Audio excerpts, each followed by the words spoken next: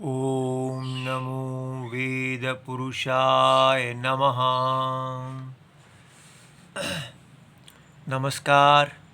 Class number 104 Shrimad Bhagavad Gita जी शंकराचार्य जी के भाष्य के अनुसार तो आरंभ किया जाता है। ओम श्री सीता रामचंद्राभ्यां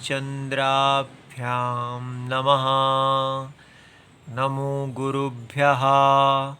अथ कालदेवताः श्री संवत् 2081 चैत्र शुक्ल पक्षः अष्टमी मंगलवारः पुनर्वसु नक्षत्रम् उत्तरायणं वसंत ऋतुः।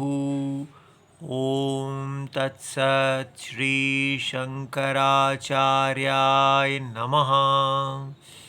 सिंहावलोकनम रिविजन। अच्छा जी, तो अब हम देखें कि हम कहाँ पहुँच गए हैं। ये देखिए हमारा ये श्लोक चल रहा है। कौन सा श्लोक है? अध्याय 2 और श्लोक नंबर 16।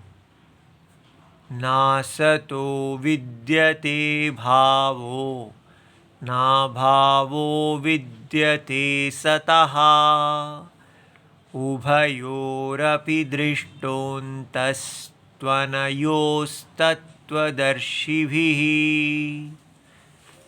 अच्छा जी, तो अब इसका देखें कि क्या हमारा इसका हमने अन्वय देखा, और वो था कि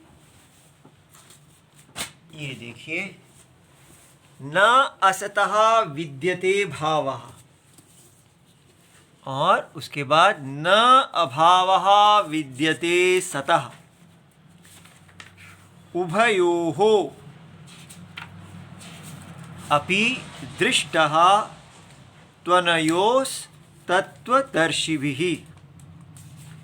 ठीक है, अब हम इसको दूसरी पुस्तक से देख लेते हैं कि वहाँ इसका अन्वय कैसे दिया गया है। ये देखिए, ये पहले जो भगवद गीता है ये भगवद गीता नंबर 10 है। अब ये जो भगवद गीता है ये भगवद गीता नंबर 17 है। तो ये देखिए,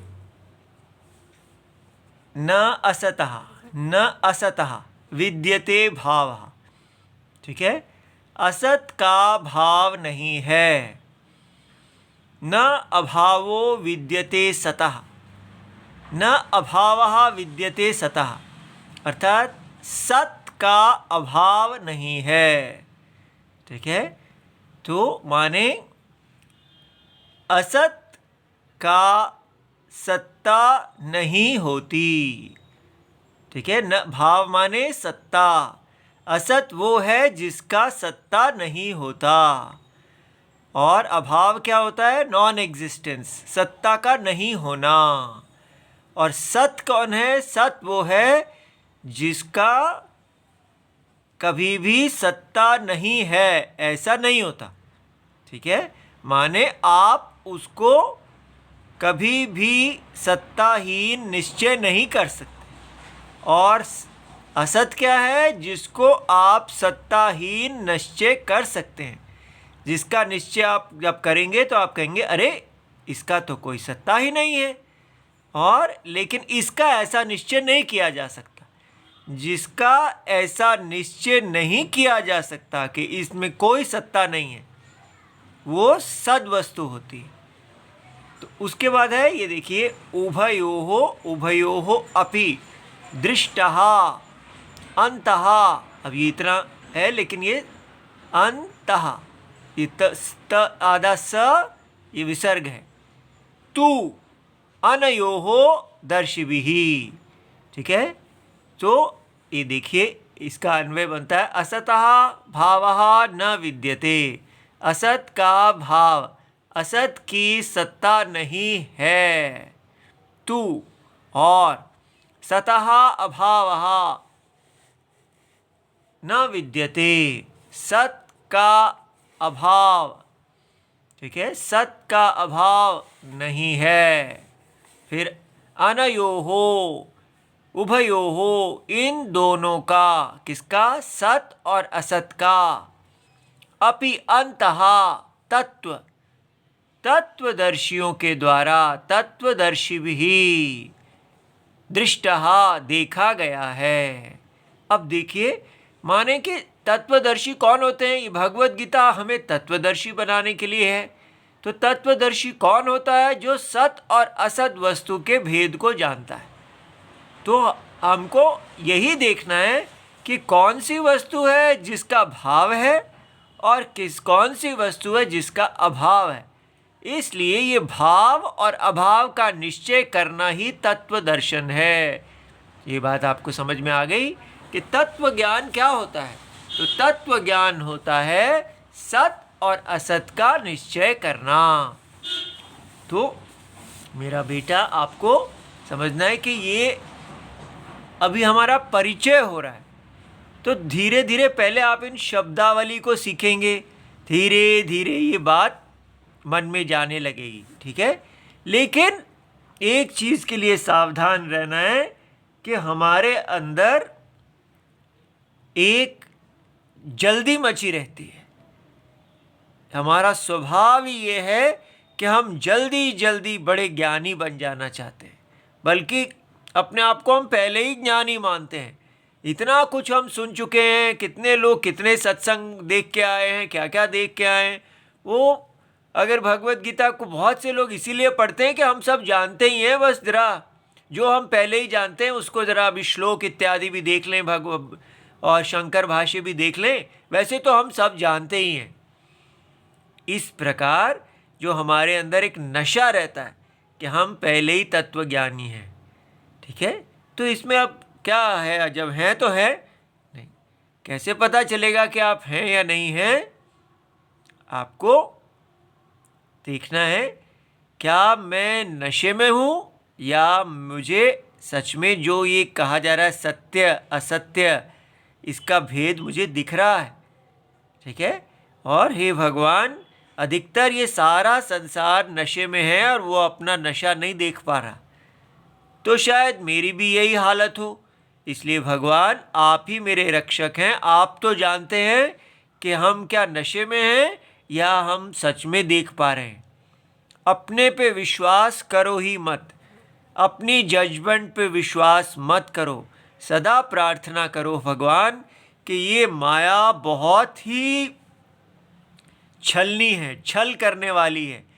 बड़े बड़े धुरंधर इसके सामने नाचते हुए बंदर बन के दिखते हैं। इसलिए हम भी माया के वश में ही होंगे और अपने आप को बड़ा समझ रहे हैं, और इसलिए आप हमारे रक्षक हैं। प्रभु, हमारी रक्षा कीजिए, हमें इन नशों से छुटकारा दिलाइए, ठीक है। ये जो हम अपने आप को बड़ा समझते हैं, इससे हमें शांति दीजिए। बड़े आप हैं, बस केवल राम जी बड़े हैं, शंकराचार्य जी बड़े हैं, बस हम केवल उनके अंदर प्रवेश करने योग्य हैं, बस। उसके अतिरिक्त मैं बड़ा नहीं आना चाहिए। शंकराचार्य जी बड़े हैं, बस। उसके बाद ये नहीं मैं भी बड़ा हूँ। अगर मैं वहाँ बैठा हुआ है तो इसका मतलब हमें माया ने पकड़ रखा है। तो बहुत सावधान रहिए कि ये इसका अर्थ जो देखना है उसको, ये अहंकार, ये जो नशा है, I am a hero, world में कहते हैं आपका बहुत पॉजिटिव सेल्फ ओपिनियन, अपने बारे में जो आपकी आत्म छवि है वो बड़ी सकारात्मक होनी चाहिए। किंतु यहाँ पर कहते हैं कि आपकी आत्म छवि होनी चाहिए कि भगवान हीरो हैं और मैं ज़ीरो भी नहीं, माइनस हूँ, ठीक है सब। तो इसलिए मेरे अंदर अवगुण हैं जिनको मैं देख नहीं पा रहा। हम अपने अवगुणों को नहीं देखते और उनको भी परम गुण समझते हैं, इसलिए हम नशे में हैं। तो इसलिए मेरे भगवान ही हमारी रक्षा कर सकते हैं। इस प्रकार ये सदा शरणागति रहना, सदा भय में रहना कि भगवान आप हमारी रक्षा करें, हमसे ही हमको बचाओ। हमारा स्वभाव, हमारे मन के वेग जो हमको परवश कर लेते हैं, उनसे हमें बचाओ। ये जो प्रार्थना है हमारी, सदा की प्रार्थना, कभी कभी की प्रार्थना नहीं, जो सदा की प्रार्थना है, उससे ही हम अच्छे शिष्य बन सकते हैं। ठीक है, अच्छा जी, तो अब हम इसको देखें। यहाँ इतः च शोक मोहौ अकृत्वा, ये जितना हमने पढ़ा था हम फिर देखेंगे, क्योंकि यहाँ पर ये जो भाष्य है ये बहुत ही गहरा है और अब हम धीरे चलेंगे और भी धीरे। इतः च शोक मोहौ अकृत्वा शीत उष्ण आदि सहनम युक्तं स्यात्। ठीक है, अब भगवान कह रहे हैं कि अब इस श्लोक में जो मैं बताने वाला हूं, उसके कारण भी शोक और मोह को त्याग के आपको शीत उष्ण आदि का सहनम उचित है आपके लिए। ठीक है, वो क्या है? यहाँ वो सद और असद का विवेक बताने वाले हैं। तो इसका मतलब पहले भी कोई उपाय बताया है जिसके कारण हमको शोक और मोह का त्याग करके शीतोष्ण का सहन करना है। वो क्या है? तो वो हमको समझना है कि वो हमको क्या बताया गया है पीछे, याद रहे, हमको बताया गया है नित्य अनित्य विवेक। ठीक है, कि आपने देखना है कि देही नित्य है और ये देह के अंदर में जो इंद्रियां हैं और ये जो इंद्रियों के विषय हैं और उनके जो मिलने से जो संस्पर्श है और उससे जो गर्मी सर्दी शीतोष्ण और सुख दुख, ये सारा का सारा एक डब्बा, एक ब्लॉक, ये पूरा का पूरा अनित्य है। ठीक है, और जो इस अनित्यता को देखते हुए अपने मन जो राग और द्वेष है कि नहीं ये अनित्य सुख मेरे को बस इससे मैं पूर्ण हो जाऊंगा, तो ये हमारा मोह है। मोह क्या होता है? रॉन्ग थिंकिंग, अविवेक। तो इस प्रकार उस मोह से निकलना कि अरे कहा क्या देखा गया है कि देही जिसकी देह है वो तो नित्य है। कहाँ देखा हमने देखा, देखिए कहाँ कहाँ क्या देखा है, ये सब हमको याद रहना चाहिए कि हमको पीछे बताया गया है कि देहिनोस्मिन यथा देहे। ठीक है, ये देखिए ये श्लोकों को अगर आप याद कर लेंगे और किस श्लोक में क्या है क्रम से दिमाग में बिठाएंगे, तभी ये भगवत गीता, ये सरस्वती जी प्रसन्न होंगी। तो ये इसमें क्या बताया गया? कौमारम यौवनम जरा, कुमार अवस्था, युवा अवस्था और जरा अवस्था, ये देह की अवस्थाएं हैं, लेकिन देही इनको प्राप्त करते हुए भी निर्विकार रहते हैं, इन सब में से निकल जाते हैं। इसलिए देही नित्य है और ये जो अवस्थाएं हैं शरीर की, ये अनित्य हैं। शरीर भी अनित्य है, ये हमने देखा। इन्हीं को कह रहे हैं भगवान के इनके जो व्यक्ति पिछले श्लोक में कहा गया कि ये देखिए कि यम ही पुरुषम न व्यथयन्त्येते, जो ये शीत और उष्ण हैं, सुख और दुख हैं, जिस पुरुष को व्यथित नहीं करते वो अमृतत्व मोक्ष के लिए तैयार हो जाता है। तो कौन है जिसको व्यथित नहीं करते? जो आत्मा को, देही को नित्य देखता है। अब आपको ये बताना चाहते हैं कि जब हमने इसको पढ़ा था तब हमको ये नहीं समझ में आया और हमने ऐसा सोचा कि ये बात तो ठीक है, ऐसा कहा गया है कि देही जो है वो नित्य है और यहाँ कहा जा रहा है कि देही नित्य हैं और ये इंद्रियों के सुख सब अनित्य हैं। इसको देख के आप इनसे व्यथित ना हो, इनसे चलित ना हो। लेकिन हमसे तो ऐसा नहीं हो रहा, हमको तो अभी भी संसार के विषयों को देख के मन में काम उत्पन्न हो रहा है। और यहाँ लिखा है कि देही की नित्यता को देखने पर, इस संसार की अनित्यता को देखने से, तो लेकिन मैं तो देख रहा हूँ कि ये संसार अनित्य है, पर फिर भी हमारे अंदर तो इनके प्रति एक वैराग्य नहीं आ रहा है। हमारे तो फिर भी ये हमको खींच रहे हैं, हमारे अंदर तो अभी भी काम वैसा ही बैठा है जैसा पहले था। तो ये श्लोक क्यों काम नहीं कर रहा? तब हमने जाके एक जो हमसे सीनियर थे गुरुकुल में, उनसे जाके पूछा कि क्या आपको ये बात समझ में आ गई है? तो उन्होंने कहा कि हमने तो ये समझा है कि संसार के भोगों को हम कहते रहेंगे अनित्य है, ये सब अनित्य हैं, अनित्य हैं, और उनको फिर खाते रहेंगे, उनका मज़ा लेते रहेंगे, साथ साथ अनित्य अनित्य करते रहेंगे। तो हमारा एकदम मन चौंक गया कि ये कैसी बात कर रहे हैं, क्या आप झूठ बोलेंगे? शास्त्र में लिखा है कि ये सब भोग जो हैं ये अनित्य हैं। जो व्यक्ति अनित्यता को देखता हुआ नित्यता से विचलित नहीं होता है, तो फिर वो अमृतत्व मोक्ष के लिए तैयार हो जाता है। लेकिन ये ऐसा कह रहे हैं कि मैं बस वो बोलूँगा जो शास्त्र कह रहे हैं, लेकिन फिर मज़ा भी लेता रहूँगा। तो और इनको ये कहते कोई शर्म नहीं आ रही। लेकिन ये समझ में आया कि सारे विद्यार्थी जितने थे वो सब यही सीखना चाहते थे कि कैसे हमको स्टेज पे बैठ के बोलना है, बस बोलना आ जाना चाहिए और गुरु बनना है और बस दुनिया में चले जाना है, और फिर वहाँ जो आपकी अंदर की दुनिया और है और बोलने की दुनिया अलग है, पाप।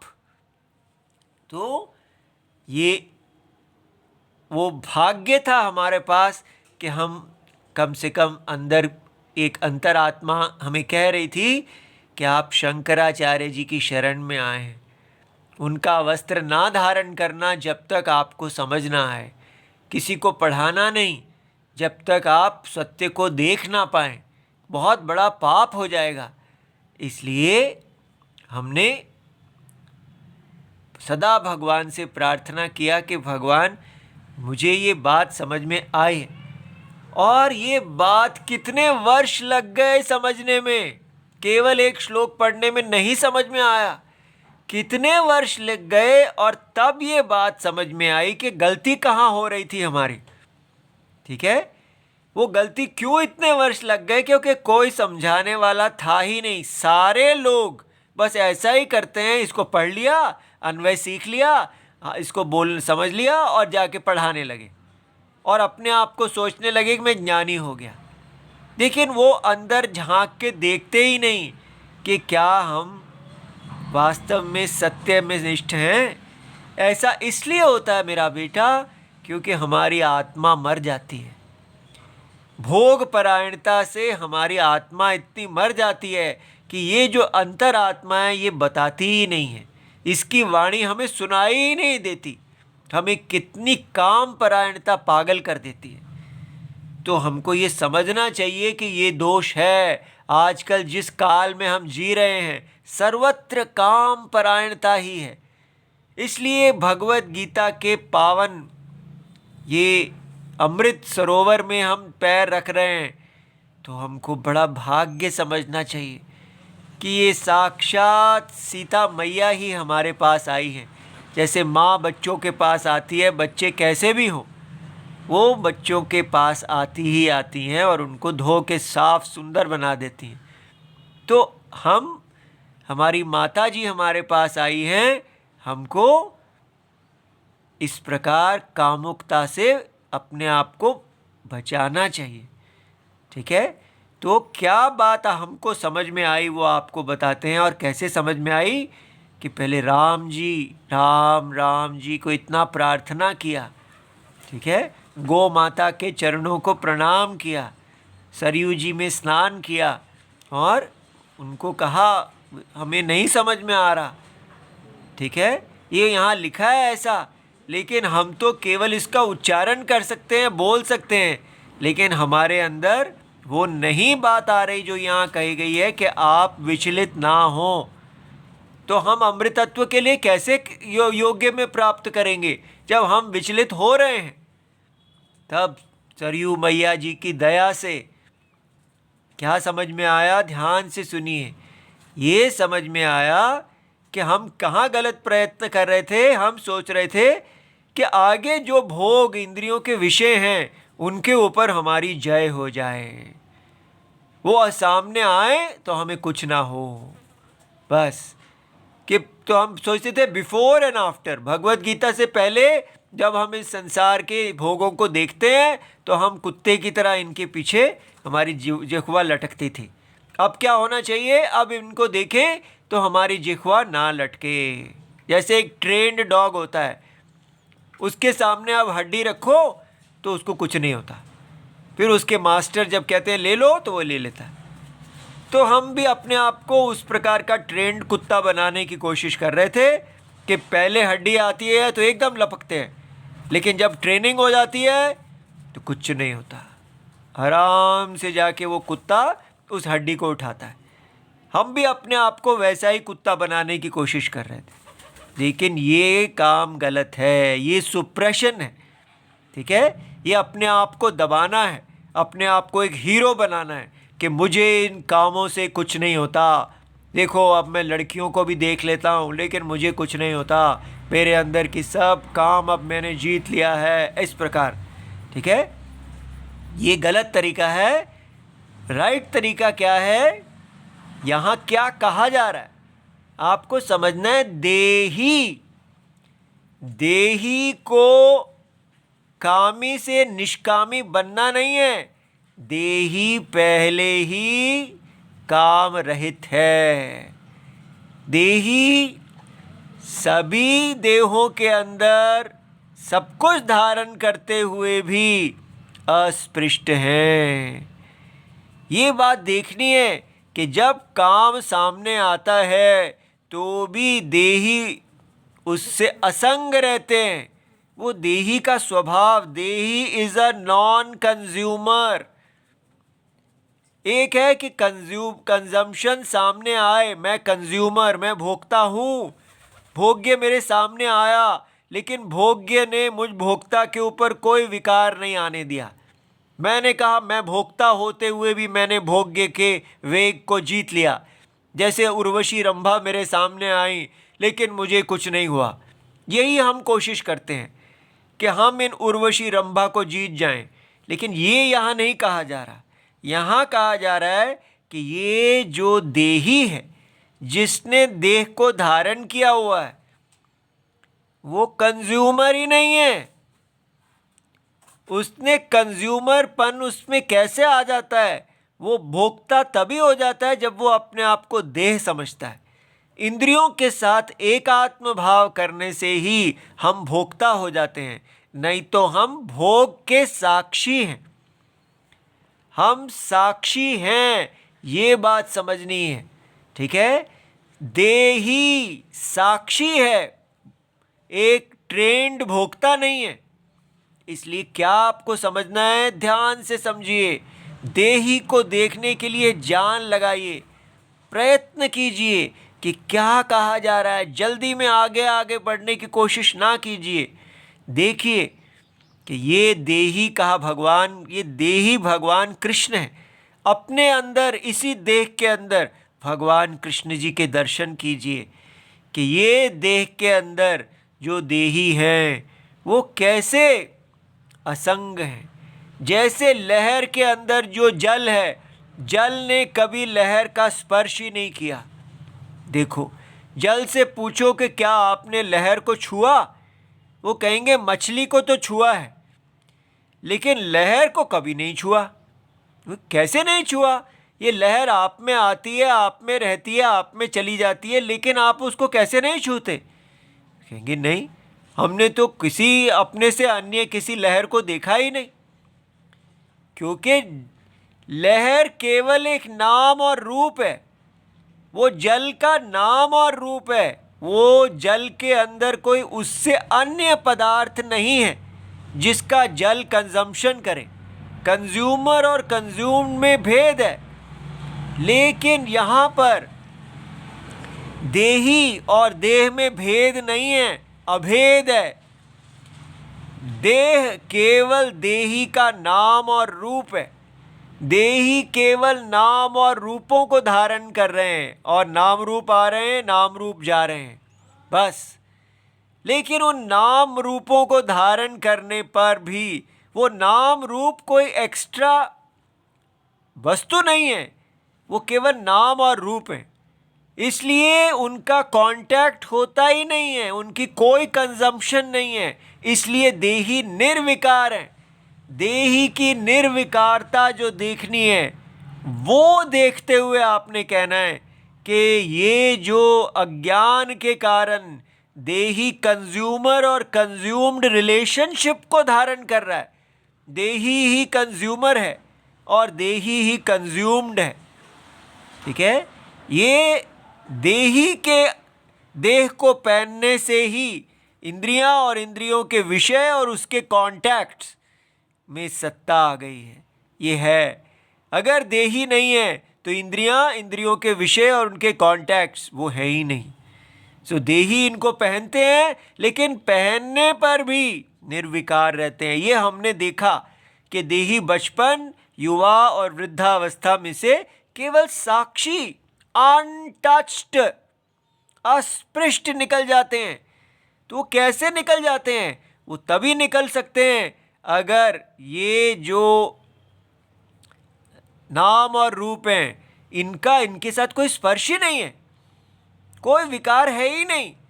तो अपनी निर्विकारता देखते हुए आपने कहना है कि इनके पीछे मैं कंज्यूमर बन जाऊं और कंज्यूम्ड के पीछे भागूं, ये एक अविवेक है। इससे कोई लाभ नहीं है। करोड़ करोड़ जन्म निकल गए कंज्यूम्ड का पीछे करते करते, भोग का पीछे करते करते, कुत्ते की तरह हड्डी का पीछा करते करते, लेकिन कुछ भी नहीं मिला, जीरो पे बैठा हूं। इसलिए इस संसार में कुछ नहीं है, ये केवल विनाश का ही हेतु है। कितना दुख होता है संसार में व्यक्ति जब भोग के पीछे भागता है। इसलिए इस प्रकार देखते हुए कि ये जो दुख है भोग का, ये कहाँ से निकल रहा है? ये देही का, आपको देही की शरणम, देही भगवान कृष्ण है, वो कृष्ण जी की आप शरण लेते हैं। तो जैसे भगवान कृष्ण जी सारे भोगों में रहते हुए भी अभोक्ता हैं, इसलिए उनकी जो इतनी रानियां इत्यादि दिखाई जाती हैं, वो सिर्फ यही दिखाने के लिए है कि भगवान अभोक्ता है। ठीक है, वो सारे के सारे भोगों को कर्तव्य रूप से धारण करते हैं और फिर भी अभोक्ता रहते हैं। अपने अभोक्तापन, अपने नारायण, अपने कृष्णपन को देखो और अपने भगवान के अंदर शरण लो, अपने अभोक्ता आत्मा में, कि यह आत्मा अभोक्ता है, लेकिन अविद्या के अंदर ये भोगों में आ रही है। और इसलिए भोक्तृत्वम अनर्थ है, वही अनर्थ का कारण है। तो मुझे ट्रेन्ड डॉग नहीं बनना है। ठीक है, मुझे अनट्रेन्ड और ट्रेन्ड दोनों स्थितियां कंज्यूमर की हैं, भोक्ता की हैं, लेकिन अभोक्ता एक बिल्कुल नई चीज है। तो वो अभोक्ता आत्मा को देखते हुए इन भोगों वेगों को जो व्यक्ति सहन करता है, ठीक है, वो अमृत के लिए योग्य हो जाता है, मोक्ष के लिए योग्य होता है। तो ये मोक्ष की योग्यता बताने वाला श्लोक कितना बड़ा है, आपको इस पे मेहनत करना है। ऐसे नहीं कि वहाँ एक क्लास हो गई, ठीक है, अब अगली क्लास हो गई, बस इस प्रकार पढ़ रहे हैं जैसे कोई, ऐसे नहीं पढ़ना। ठीक है, इसलिए हमको ये बात समझ में आ गई। तो भगवान कह रहे हैं ये इतना मैंने आपको बता दिया, अब मैं आपको इसके आगे अगले श्लोक के लिए तैयार कर रहा हूं। तो यहां पर भगवान ऐसा समझते हैं कि आपको अभोक्ता, देही और भोग्य, वो जो सारा देह, इंद्रियां इत्यादि जो अनित्य हैं, पूरा भोग वो अनित्य का एक डब्बा और एक दूसरा अभोक्ता, अभोक्ता और भोग, ये दोनों आपको दिख रहे हैं। अब वो आगे दिखाना चाहते हैं कि ये जो अभोक्ता देही आत्मा है, ये अपनी सत्ता को कभी नहीं खोता, इसकी सत्ता है, ये सत्यम है। और ये जो भोक्तापन है, देह की इंद्रियां और इंद्रियों के विषय और उसमें से निकलने वाले सुख दुख, ये असत है। ये सत और असत का विभाग है कि देही सत्यम है, अभोक्तृत्वम सत्यम है, भोक्तृत्वम असत्यम है। सत्य और असत्य, ये जो विभाग अब दिखाया जाने वाला है उसको हम अगली क्लास में पढ़ेंगे। और आपको बड़ी धीरे धीरे दिन भर अपना काम करते रहिए, लेकिन मन ही मन में अंदर से अभोक्ता आत्मा को देखिए, भगवान को देखिए, शरण लीजिए। ठीक है, ऐसे जैसे कोई किसी से प्यार करता है तो उसमें डूबा रहता है ना, वैसे ही अंतरात्मा से प्यार करने वाले अंतरात्मा में डूबे रहते हैं। ठीक है, ओम नमो भगवते वासुदेवाय। जय जय सीताराम। प्रणाम।